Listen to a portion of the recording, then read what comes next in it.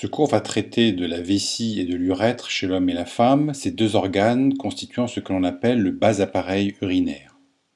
Alors nous allons décrire la vessie sur ce schéma simplifié, sur cette coupe sagittale du bassin de l'homme et cette coupe sagittale du bassin de la femme, vessie vide et vessie pleine. Alors par définition, la vessie est l'organe réservoir de l'urine, c'est-à-dire qu'elle stocke et évacue l'urine par le canal de l'urètre. On dit de la vessie qu'elle doit pouvoir contenir sans faiblesse et expulser sans effort. En effet, la vessie est un réservoir capacitif à basse pression constante et acontractile en phase de repos. Elle se contracte lors de la miction grâce à son muscle lisse, le muscle détrusor qui constitue l'essentiel de sa paroi.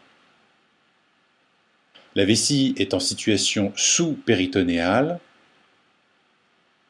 le péritone étant représenté ici par la ligne pointillée, et dans la loge antérieure du pelvis minor ou petit bassin.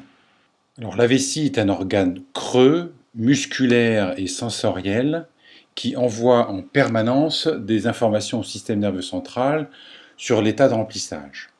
La forme de la vessie dépend de l'état de réplétion. Elle est très grossièrement tétraédrique lorsqu'elle est vide et ovoïde lorsqu'elle est pleine. Elle présente vide une face supérieure qui va être mobile, qu'on nomme aussi le dôme ou la calotte vésicale, une face antéro-inférieure et une face postérieure fixe ou base qui reçoit les deux urtères. Le réservoir vésical se poursuit avec le canal de l'Ouraque qui va amarrer la vessie à l'ombilic.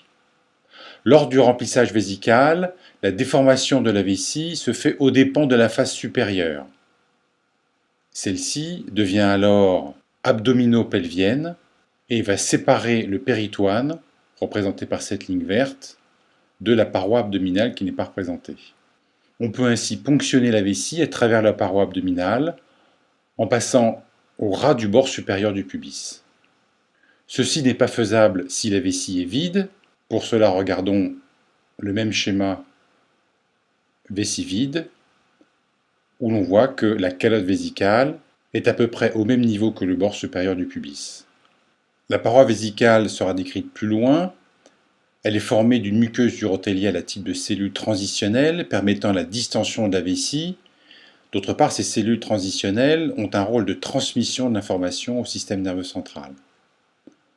La paroi vésicale est aussi composée d'une lamina propria extensible et de 3 couches de cellules musculaires lisses, plexiformes internes, circulaires moyennes et longitudinales externes, d'une adventice et de la séreuse péritonéale recouvrant la face supérieure. La capacité vésicale adulte est entre 350 et 500 ml. Intéressons-nous maintenant au rapport de la vessie. Pour cela, nous allons prendre la coupe sagittale du bassin de l'homme. En avant de la vessie se trouve l'aponévrose ombilico-prévésicale et la paroi abdominale, notamment lorsque la vessie est pleine. Entre les deux se trouve un espace virtuel qu'on appelle l'espace prévésical de Ridgius, qui est facilement clivable après l'ouverture du fascia transversalis, qui tapisse la face profonde des muscles larges de l'abdomen. Cet espace rétrobubien contient plus bas le plexus veineux de Santorini et donne accès latéralement, lorsqu'on le dissèque, aux vaisseaux iliaques et aux urtères.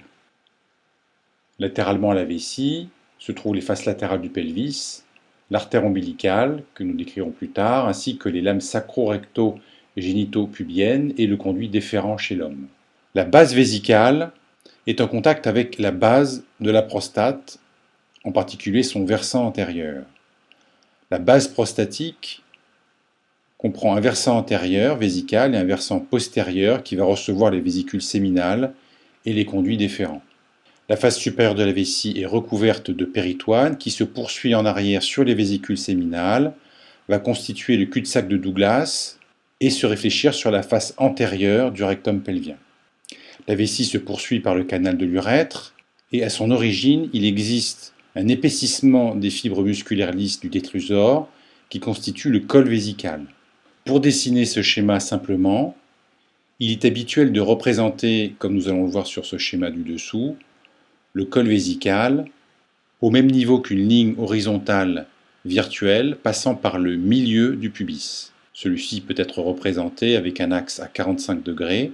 On dessine ensuite une ligne verticale passant par le col vésical, un repère placé à mi-distance entre le bord inférieur du pubis et cette ligne horizontale nous permettra ensuite de représenter la première courbure urétrale, puis le reste du pénis qui se projette sur une ligne verticale passant par le bord supérieur du pubis.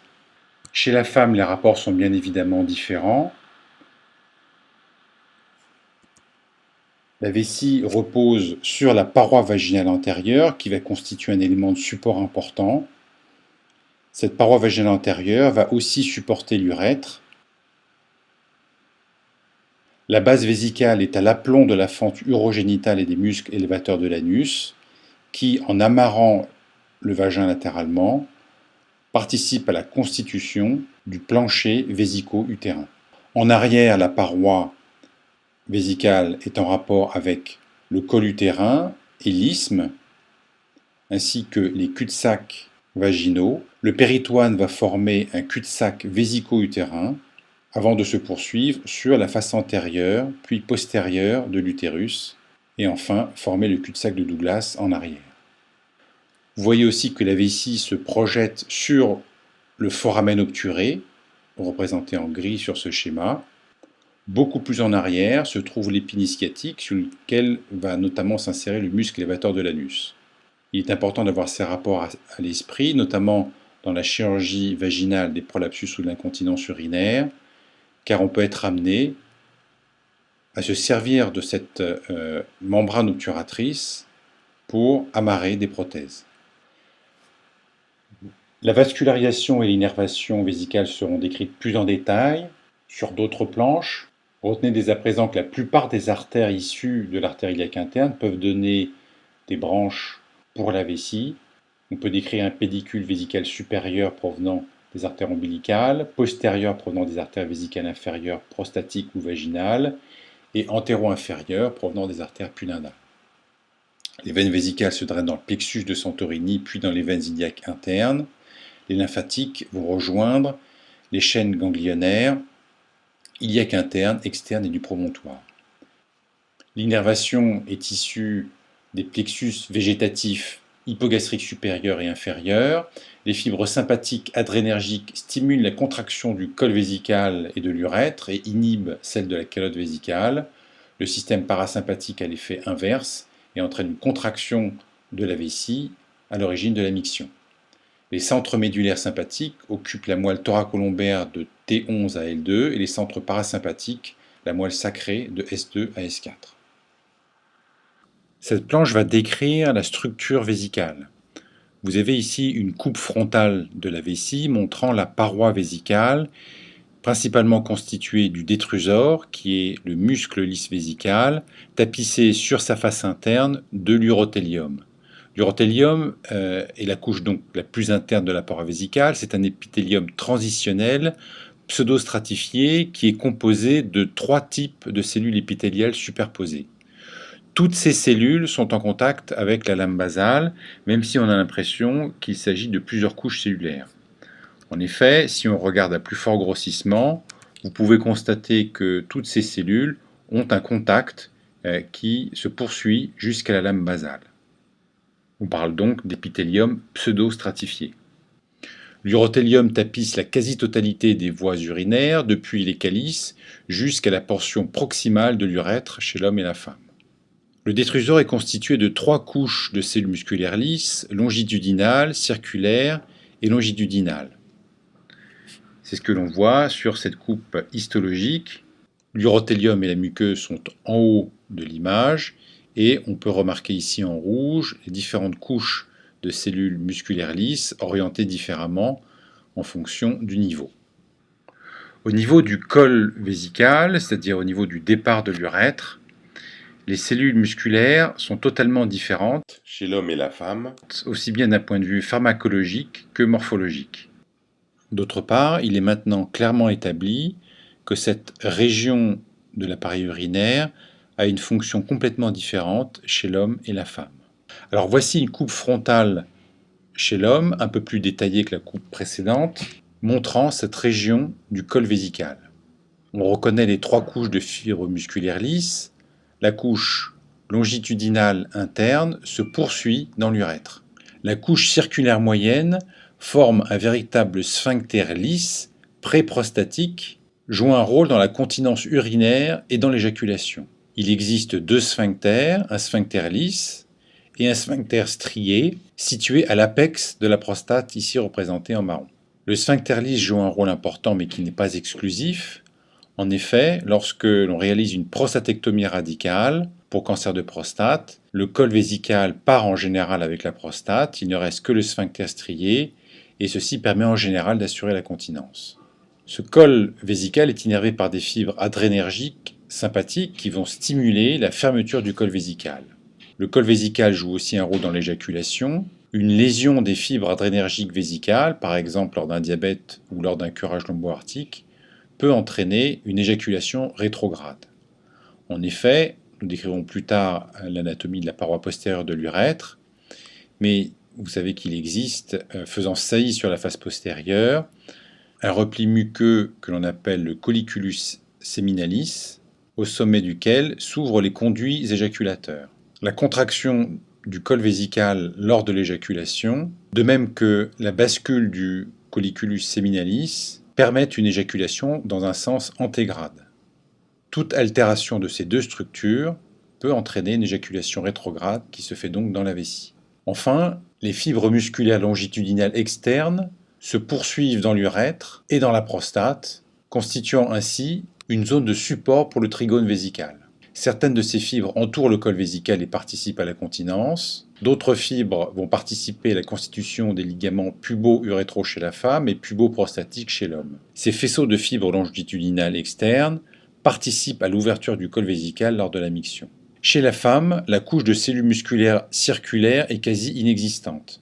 Le rôle du col vésical dans la continence urinaire est donc mineur. L'autre zone fonctionnellement importante à décrire dans la paroi vésicale est la jonction urétéro-vésicale. Les 2 urtères s'abouchent dans la vessie pour former le trigone avec le col vésical.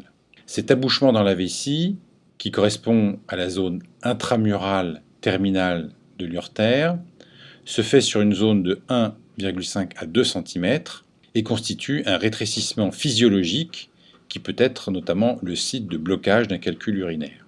Il existe, comme on le voit sur cette coupe schématique de la paroi vésicale, une gaine, qu'on appelle la gaine de Waldeyer, entourant l'urtère et qui va se poursuivre jusqu'au trigone.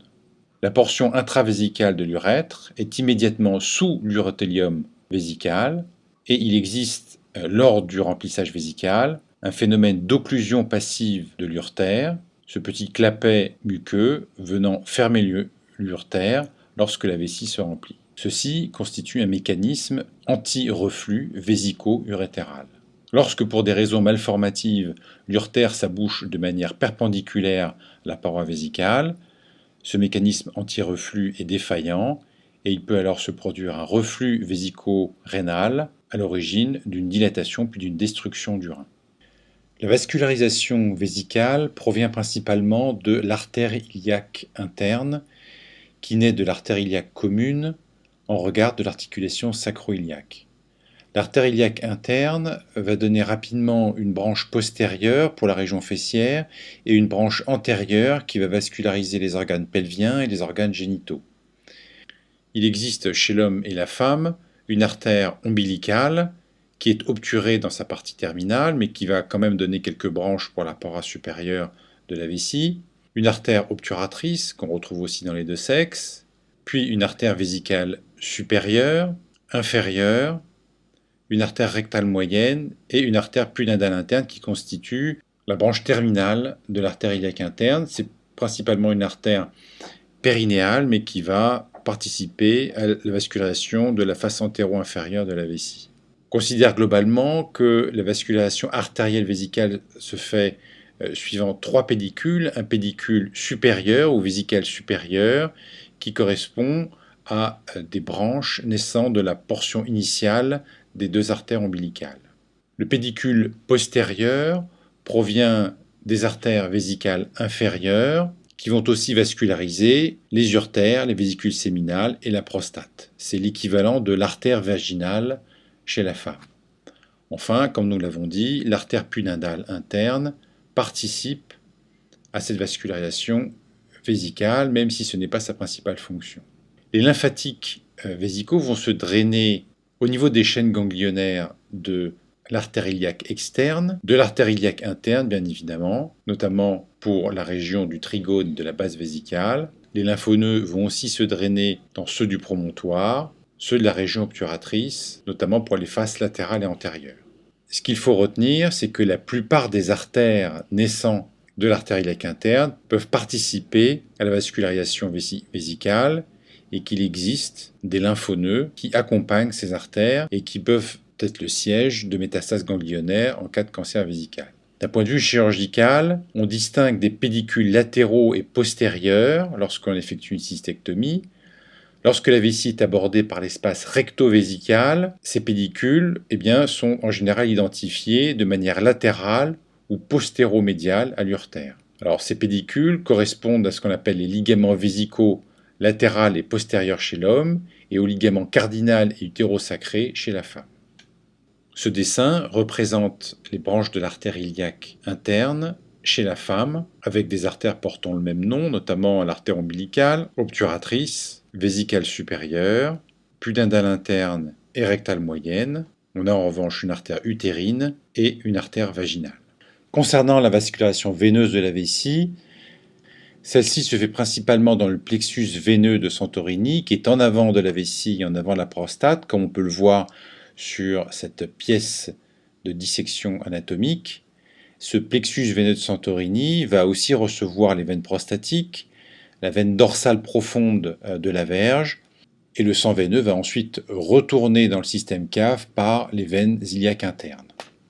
Alors pour comprendre l'innervation de la vessie des organes pelviens en général, il faut décrire l'organisation générale du système nerveux végétatif.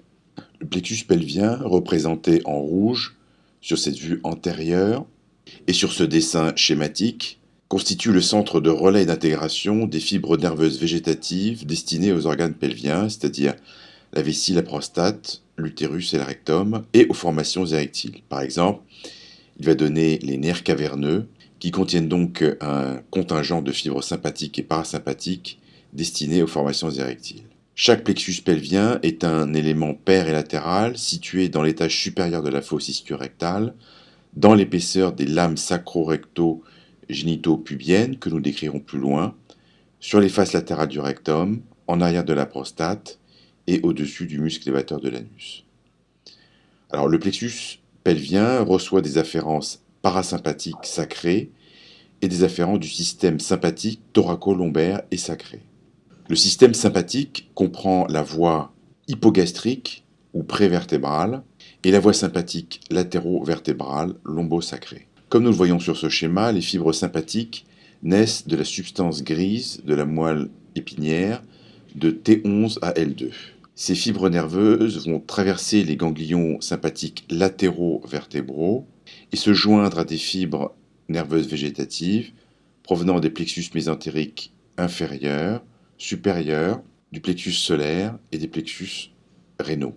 En se réunissant, toutes ces fibres végétatives vont former une lame fibreuse prévertébrale que l'on appelle aussi le plexus hypogastrique supérieur, qui va cheminer sur la face antérieure des gros vaisseaux, puis de la 5e vertèbre lombaire et du promontoire, et se diviser en Y inversé pour constituer l'une des racines sympathiques des plexus pelviens ou hypogastriques inférieurs de chaque côté.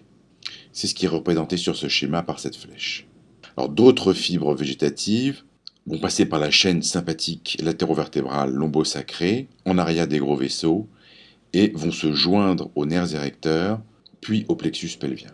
C'est ce que l'on voit sur ce schéma, le tronc sacré ou lombo-sacré rejoignant les nerfs érecteurs parasympathiques pour se joindre au plexus pelvien. Le centre parasympathique se trouve dans la zone intermédiaire dorsolatérale de la substance grise de la moelle sacrée au niveau de S2, S3, S4. Les fibres parasympathiques empruntent les racines sacrées antérieures que l'on voit ici sur ce schéma qui vont se poursuivre avec le nerf sciatique Puis vont former les nerfs érecteurs d'écart qui s'anastomosent avec les fibres nerveuses sympathiques issues de la chaîne ganglionnaire sympathique sacrée que nous venons de décrire, pour participer à la formation des nerfs splanchniques pelviens constituant la racine inférieure des plexus pelviens. On considère que les fibres nerveuses parasympathiques sacrées constituent la voie érectile principale. Après s'être relayées dans les plexus pelviens, l'ensemble de ces fibres nerveuses sympathiques et parasympathiques vont se distribuer à l'ensemble des organes pelviens et aux formations érectiles, aussi bien chez l'homme que chez la femme. Nous allons maintenant pouvoir aborder la neuroanatomie de la miction. Ce chapitre, extrêmement vaste, sera détaillé plus loin dans les notes écrites pour ceux que ça intéresse. La vessie fonctionne par alternance de phases de remplissage et de miction qui correspondent à des phénomènes d'activation et de désactivation de fibres musculaires lisses et striées du système vésico-sphinctérien. Il s'agit d'un fonctionnement sur un mode on-off. La vessie et le système sphinctérien urinaire envoient en permanence des influx sensoriels, végétatifs et somatiques qui renseignent sur l'état de remplissage vésical.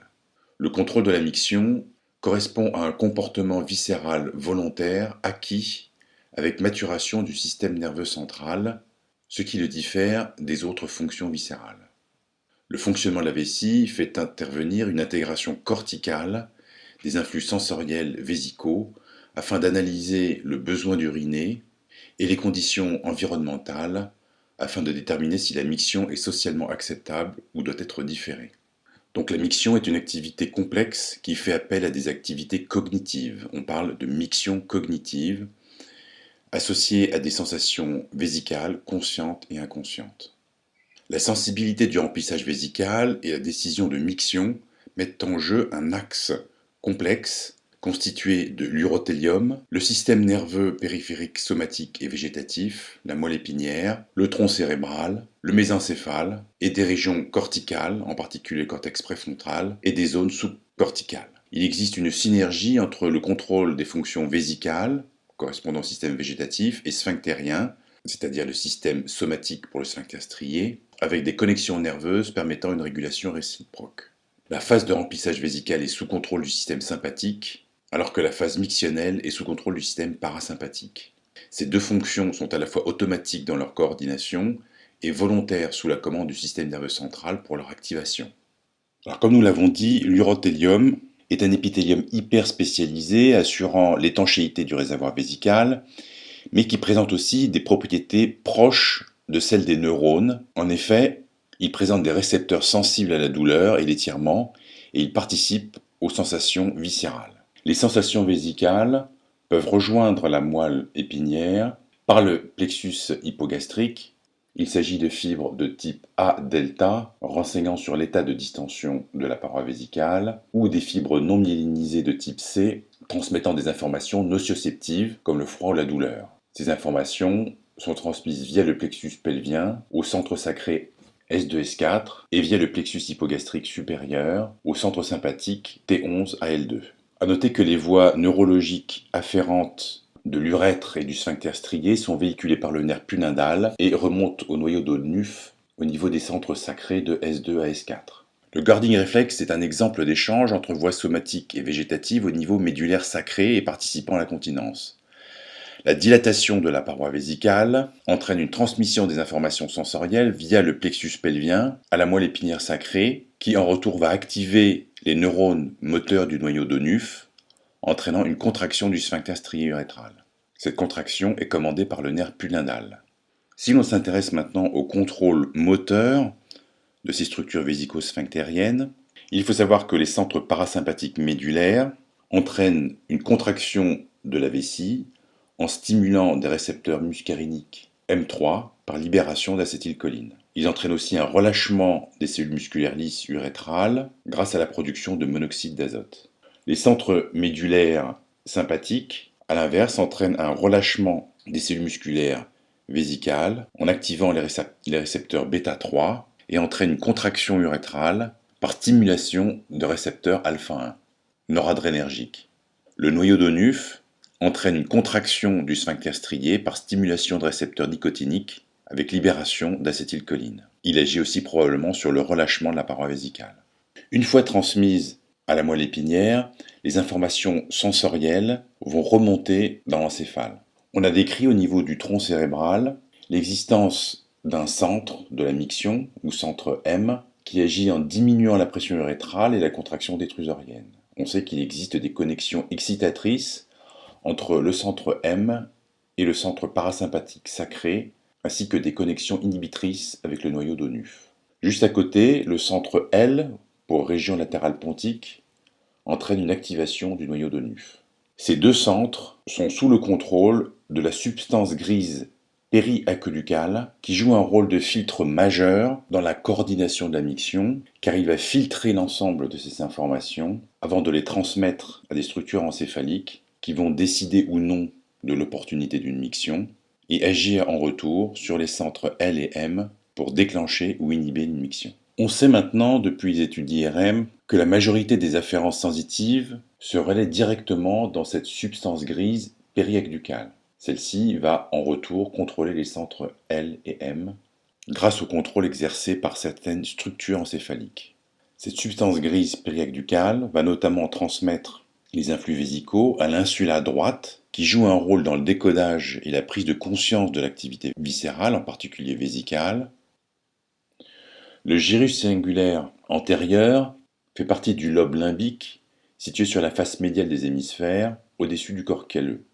Le cortex singulaire détermine le niveau d'attention que l'on porte aux signaux transmis par la vessie. Il intervient donc dans la décision d'uriner ou d'augmenter le recrutement afin de différer une miction.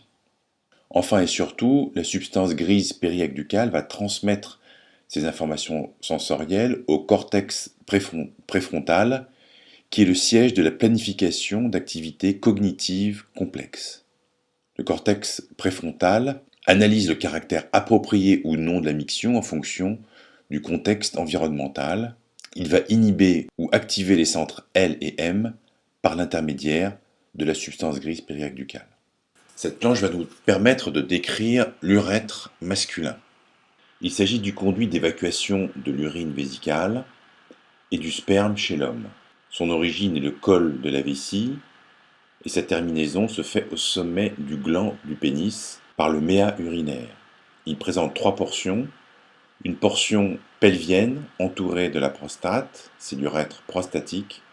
Une portion périnéale et qui est entourée du sphincter strié de l'urètre, c'est l'urètre membranacé ou membraneux. Et enfin, une portion pénienne entourée du corps spongieux, représenté ici en bleu clair, c'est l'urètre spongieux. Les 2 premières portions de l'urètre constituent l'urètre postérieur, qui va donc du col vésical à la portion distale de l'urètre membraneux. Cette portion est fixe, contrairement à l'urètre antérieur, constitué de l'urètre spongieux, qui est mobile, allant de l'urètre bulbaire proximal, entouré donc du bulbe spongieux, jusqu'au méa. L'urètre et le pénis ont, à l'état de flaccidité, un trajet en forme de S avec 2 courbures. Une première courbure en dessous et en arrière du bord inférieur du pubis, et une deuxième courbure en dessous et en avant du bord inférieur du pubis. Bien sûr, en érection, la deuxième courbure disparaît et l'urètre spongieux est orienté vers l'avant et le haut. La longueur moyenne de l'urètre est de 16 cm. Pour 3 cm prostatique, 12 mm membraneux et 12 cm pour l'urètre spongieux. La paroi urétrale est composée de couches de cellules musculaires lisses, longitudinales et circulaires, d'une sous-muqueuse richement vascularisée et innervée et d'un épithélium de type urothélial dans sa partie prostatique. Puis cet épithélium va se transformer progressivement en type squameux, riche en glandes muqueuses, au fur et à mesure que l'on progresse vers l'extérieur. Il existe 3 dilatations physiologiques au niveau de l'urètre prostatique, c'est le sinus prostatique, au niveau de la partie proximale de l'urètre, ou cul-de-sac bulbaire, et au niveau distal, pour la fosse naviculaire de l'urètre spongieux. On note aussi des rétrécissements physiologiques qu'il ne faudra pas confondre avec une sténose sur une urétrocystographie. La première se situe au niveau du col vésical, puis de l'urètre membraneux entouré du sphincter strié, et au niveau du méa urinaire. On peut facilement, sur une cystographie antégrade, mettre en évidence ces rétrécissements et dilatations physiologiques avec le col vésical, le sinus prostatique, l'urètre membraneux, on imagine donc que le sphincter strié est à cet endroit, l'urètre bulbaire, l'urètre spongieux qui est plus rétréci par rapport au reste de l'urètre. Le méa urinaire n'est pas visible sur cette radiographie. Nous allons maintenant décrire l'urètre féminin et le support vésico-urétral à l'origine d'un des principaux mécanismes de la continence urinaire féminine. L'urètre est le conduit d'évacuation de l'urine vésicale. Sur cette coupe sagittale, on voit qu'il présente une portion pelvienne et une portion périnéale entourée du sphincter strié de l'urètre. L'urètre repose sur la face antérieure du vagin qui va constituer, avec ses amarres latérales sur le muscle élévateur de l'anus, un véritable plancher vésico-utérin. L'urètre de la femme naît du col vésical. Il présente un trajet courbe vers le bas et concave vers l'avant. Sa longueur moyenne est de 3 à 4 cm. Il se termine dans le vestibule du pudendum par le méa urétral ou ostium externe de l'urètre. Le vestibule du pudendum étant cette partie antérieure située entre les deux petites lèvres et en arrière du clitoris. Revenons sur cette coupe sagittale. La paroi de l'urètre est constituée d'une couche de cellules musculaires lisses et striées, d'une sous-muqueuse très richement vascularisée, jouant un rôle de coaptation de la lumière urétrale, et d'un épithélium à cellules transitionnelles faisant suite à celui tapissant la vessie dans sa partie supérieure. Cet épithélium devient progressivement un épithélium non kératinisé, squameux, dans sa portion inférieure. Il n'existe pas vraiment de sphincter lisse au niveau du col vésical, comme chez l'homme. En effet, la couche musculaire lisse circulaire est beaucoup plus fine. La couche longitudinale de cellules musculaires lisses est plus importante. Sa contraction se fait de manière coordonnée avec la vessie lors de la miction, ce qui va aboutir à un raccourcissement et une ouverture de l'urètre. L'urètre est relié au pubis par des ligaments pubo-urétraux, non représentés sur ce schéma, et est entouré dans son tiers moyen par la majeure partie du sphincter strié de l'urètre. En arrière, comme nous l'avons dit, l'urètre repose sur le vagin dont il est facilement clivable dans sa portion pelvienne. Il existe des stries vaginales en regard de l'urètre. En avant, l'urètre est en rapport avec, de haut en bas, le pubis, l'espace rétropubien et les veines du plexus prévésical, puis le ligament transverse du périnée. L'urètre traverse ensuite le périnée pour rejoindre le triangle antérieur du périnée, entouré des corps caverneux du clitoris et du bulbe vestibulaire. Nous verrons plus tard les éléments du périnée profond de la femme. Ce schéma vous rappelle les principales structures du périnée superficiel. De nombreuses glandes muqueuses s'ouvrent dans l'urètre, ceci est parfois à l'origine du développement d'un diverticule urétral. Décrivons maintenant plus en détail le sphincter strié de l'urètre. Il s'agit d'un muscle strié tout à fait particulier, entourant incomplètement la circonférence urétrale. Il est principalement constitué de fibres musculaires striées de type 1, toniques, formant un anneau circulaire, quasiment complet au niveau du tiers moyen, là où la pression intra-urétrale est maximale.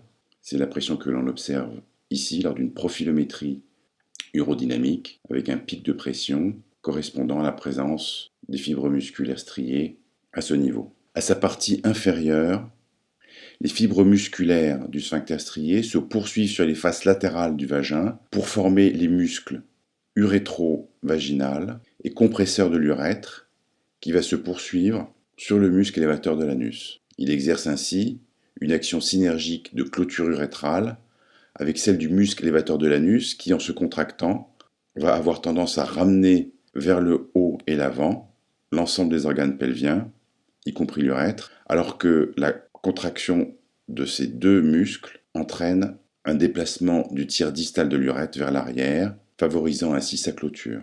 A noter que la présence du muscle élévateur de l'anus est à l'origine de la formation des capes ou angulations des organes pelviens, en particulier le cap urétro-vésical, le cap vaginal et le cap anorectal, ces caps s'accentuant lors de la contraction du muscle élévateur de l'anus. Voyons maintenant l'aspect fonctionnel des structures de soutien de l'urètre. Cette coupe schématique transversale représente l'urètre reposant sur la paroi vaginale antérieure, elle-même amarrée au muscle élévateur de l'anus, en particulier le faisceau pubococcygien ou puboviscéral, qui va amarrer latéralement tous les organes pelviens. Ce muscle élévateur de l'anus est recouvert d'un fascia, le fascia pelvien, qui se termine sur le vagin et sur l'urètre. Ce fascia présente des épaississements. À son origine, c'est l'arc tendineux du muscle élévateur de l'anus, et au point le plus déclive, c'est l'arc tendineux du fascia pelvien. Il se forme ainsi un hamac sous-urétral et sous-vésical, constitué du muscle élévateur de l'anus, de la paroi vaginale antérieure amarrée latéralement et du fascia pelvien. Ce hamac sous-urétral constitue une entité anatomique fonctionnelle complexe qui, en supportant l'urètre, va s'opposer à la pression abdominale lorsque celle-ci augmente, aboutissant à la compression de l'urètre. Lorsque ce hamac est déficient, se produit alors une incontinence urinaire d'effort. On peut l'attester en supportant la paroi vaginale antérieure à l'aide de 2 doigts ou d'une pince introduite dans le vagin et en demandant à la patiente de tousser. Si cela supprime les fuites à l'effort, eh bien cela signifie la défaillance du système de soutien de l'urètre. On parle alors de manœuvre de soutènement urétral positive. Ce mécanisme de continence urinaire est bien sûr complémentaire de l'action du sphincter strié urétral, et l'on estime que l'incontinence urinaire féminine est en fait un continuum entre une défaillance du sphincter strié et du hamac sous-urétral. Enfin, la muqueuse urétrale, richement vascularisée, participe à la clôture de l'urètre. On peut explorer ces mécanismes de fermeture urétrale lors du bilan urodynamique, lorsque l'on réalise une profilométrie urétrale consistant à mesurer la pression depuis la vessie jusqu'à l'extérieur, en passant donc en regard du sphincter strié urétral à l'origine d'une augmentation de la pression dans l'urètre. On mesure en même temps la pression dans la vessie, qui ne bouge pas durant cet examen. La différentielle entre les deux est ce qu'on appelle la pression de clôture.